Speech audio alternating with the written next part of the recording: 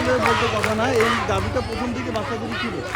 আমরা এটার সাথে শিক্ষকদের এগেনস্টে আমরা যাইনি। পরবর্তীতে যখন মেয়েরা, যেমন আজকে আমরা ওদের টেস্ট পরীক্ষা চলতেছে, টেস্ট পরীক্ষা চলাকালীন সময় ওরা কোথা থেকে শুনছে যে ওনারা নাকি আবার উনি নাকি ব্যাক করার চেষ্টা করতেছে সামহাও। তো পরবর্তীতে বাচ্চারা ক্লাস থেকে বের হয়ে গেছে যে না, তারা পরীক্ষা দিবে না, তারা কাজ বর্জন করছে। কেন কী করবা, তাহলে আমরা কোথায় গেলে আমাদের সব সমাধান হবে, কোথায় তোমরা কী করবা না করবে, আসলে ওরা পরবর্তীতে সব মিলে হয়ে যে আমরা দ্বিতীয় অফিসে যাবো। দ্বিতীয় অফিসে গেলে যেহেতু আমাদের চেয়ারম্যান হচ্ছে দ্বিতীয় অফিসের হচ্ছে ডেপুটি কালেক্টর, এখানে আসবে। এখন মেয়েরা যেহেতু সব বের হয়ে গেছে স্কুল থেকে, তখন আমাদের শিক্ষকদের দায়িত্ব হলো বাচ্চাদের একটা সিকিউরিটি দিয়ে এখানে নিয়ে আসা। এই হচ্ছে আমাদের। আচ্ছা, ও বাচ্চারা যেমন বলছিল যে নাজমা ম্যাডামের দুর্নীতি 26 লক্ষ টাকা ঘুষ দিয়ে স্কুলের প্রিন্সিপাল হয়েছে। আসলে আপনারা তো শিক্ষক, আপনাদের এই বিষয়ে জানার কথা, যেহেতু বাচ্চারা না জানবে তার চেয়ে বেশি জানার কথা আপনাদের।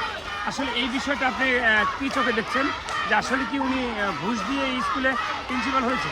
এখন কথা হচ্ছে, আমরা হচ্ছে সাধারণ শিক্ষক, এইগুলো তো আর আমাদের চোখের সামনে ঘটনা।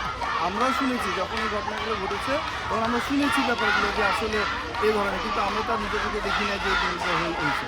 পরবর্তীতে বাচ্চারা শুনছে বিভিন্নভাবে। আসলে এটা আমাদের তো একদম পুরান ঢাকা স্কুল, এলাকা ভিত্তিক স্কুল, কোনো কিছু হলেই ব্যাপারটা পুরোপুরি ছড়া যায়। এইভাবেই আর কি বাচ্চারা জানছে। এটা আমাদের চোখের সামনে তো আর বুঝ দিবে না। আপনি নিজে করলে তো আমার চোখের সামনে হবে, বা আমি নিজেও দেখিনি, আমি বলতে পারবো না যে হ্যাঁ সে লেনদেন হয়েছে কি। বিষয়টা এত ঠকবে না বাচ্চাদের?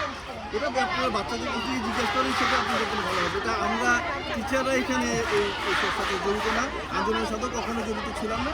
এটা বাচ্চাদের কাছে আপনি জিজ্ঞেস করেন তারা আসলে কেন এখানে আসে।